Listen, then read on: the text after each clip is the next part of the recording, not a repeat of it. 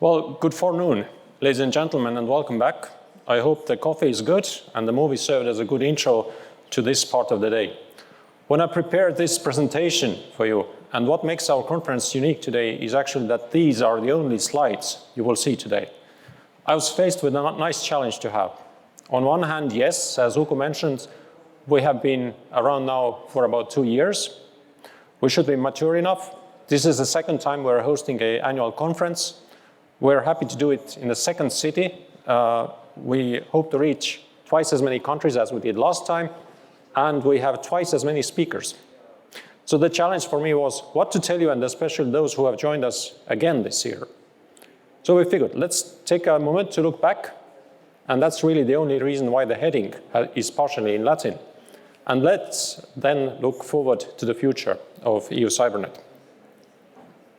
Here's our background, and you see a timeline, the history of how cybersecurity in the European Union met international cooperation and development. That eventually led to the establishment of EU CyberNet back in September 19. As you can see on the timeline, we have of course gathered some milestones on our own, and it has been a roller coaster, or American mountains, or montañas rusas, depends on whom you ask in our diverse network. At hindsight, we were quite lucky that we managed to deploy our first expert to share his cybersecurity expertise just before the pandemic, and we managed to launch CyNet a year later. The biggest game changer, as we already learned today, however, has been the launch of the new strategy for the digital decade in December 2020, the central topic of today's conference. So it was asked in the last panel, so have you heard of EU CyberNet? And very quickly, to bring everybody on the same page, the basics are EU CyberNet is implemented by the Estonian Information System Authority in cooperation with our contracting authority, the Service for Foreign Policy Instruments, and we're supported by our advisory board, the Federal Foreign Office of Germany, and the Luxembourg National Cybersecurity Center, Security Made in .lu. And the purpose of the project is still the same, to strengthen all the good work that the EU and its projects already do around the world in building cyber capacities, as well as to reinforce their ability to do that in the partner countries by way of setting up a network of cybersecurity experts and stakeholders. So I'm really glad to welcome many of you in our network here today and online.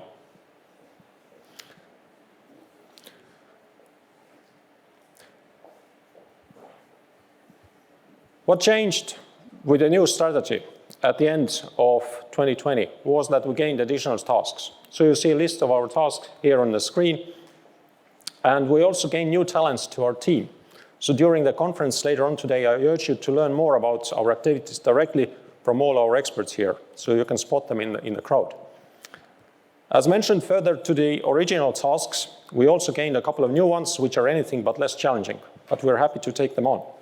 The first to mention is the LAC 4, and I will come back to that in a few moments. The other task was really to invest expertise into the area of training and building cybersecurity capacity amongst the EU's own stakeholders, and notably the delegations around the world. So unless you colleagues in the EU delegations watching us right now, unless you make it to us first, we would really like to reach out to you soon. On the following slides, I will highlight now the current status and the way forward. So where we are with experts and stakeholders, what events have we been organizing, and what are the calls for action. So here's the latest, I would say, overview of all the skills represented by you, our experts in our network.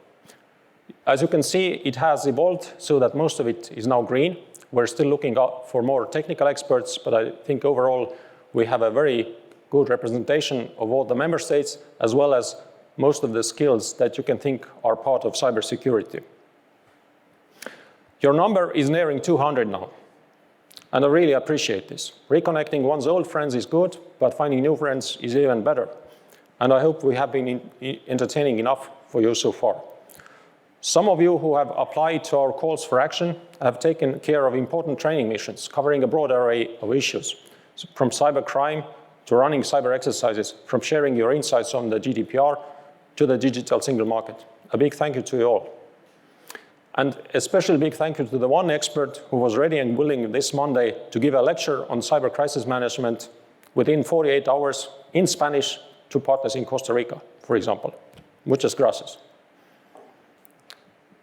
The other and in no way less important part of the network is the stakeholder community.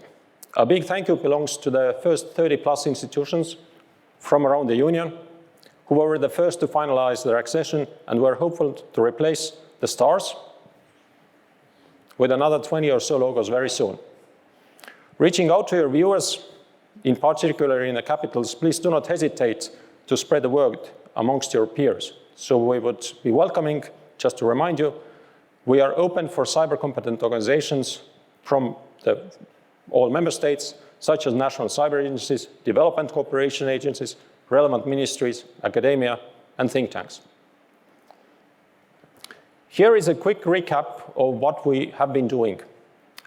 First, the annual conferences, now in plural. Second, our experts have contributed their expert knowledge as needed by the various EU bodies. A prominent example from 2021, for instance, is the Political and Security Committee. Third, since May, we have hosted the monthly EU CyberNet Club events, but I will come back to that in a minute.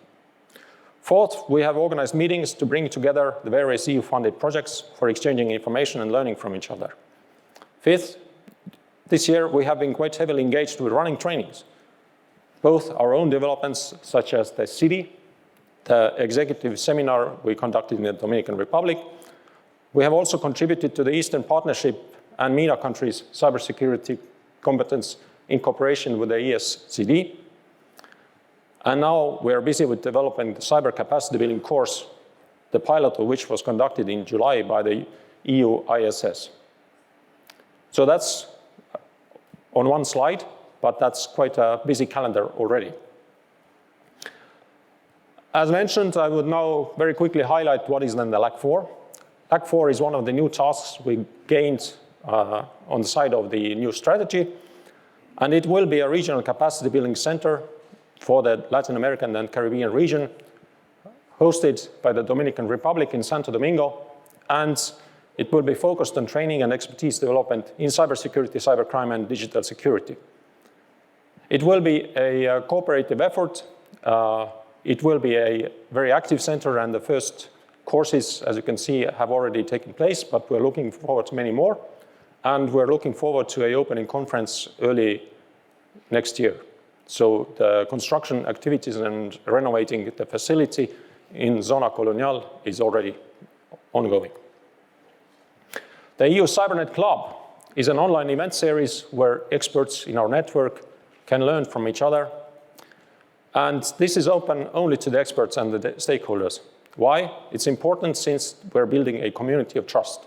So the experts in our network should know each other, so they can also learn from each other.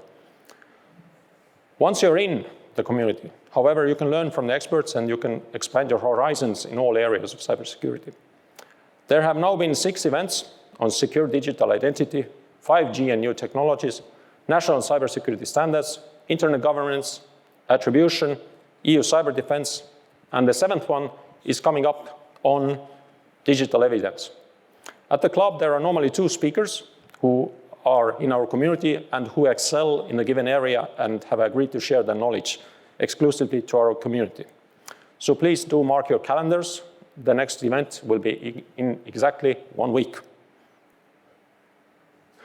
We'll be discussing what are the calls for action. And the calls for action are visible on our SINAC platform. And these are really the essential part where we deploy our experts. The call for action is a multifaceted, a multifunctional animal, if you will. It can have diverse hosts and organizers, for instance, the European Commission services, or us, or the stakeholder community members, cooperation partners from international arena all the way to the EU-funded projects. And as you can see, so far, our calls for action have taken our experts to a selection of places, from Brussels to Dominican Republic, Jamaica, and Costa Rica, for instance. We have covered the full range of EU's needs, and the CFAs will continue to do that. And as you can see, the various forms of a CFA the mission, you can see we have already catered for all of them. And last but not least, so I promised to highlight what will be in the future. So as mentioned, right now we have about 200 experts in our community. But when we meet you next year, will it be the same location? Time will tell. But we hope to have at least 350 experts. We hope to have over 100 stakeholders who will be the basis of our community. And our pool of this expertise is to cover the full range of skill sets, so from technology to law and everything that's been between them. The SciNac 2.0 will be available with additional features. It will feature an emerging online knowledge hub and at least monthly calls for action. It will be ready to support all the main partner regions of the EU, and especially the Latin American and Caribbean region with the LAC4. And it will continue to pool and share their expertise in the EU CyberNet Club, the Train the Trainers events, the cyber capacity building course, and as needed. So my message to you really is, please do not hesitate to use this unique resource that has been invited together and is at the disposal of the Union. With this, I thank you for your attention.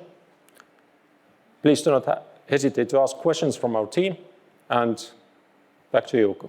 Thank you.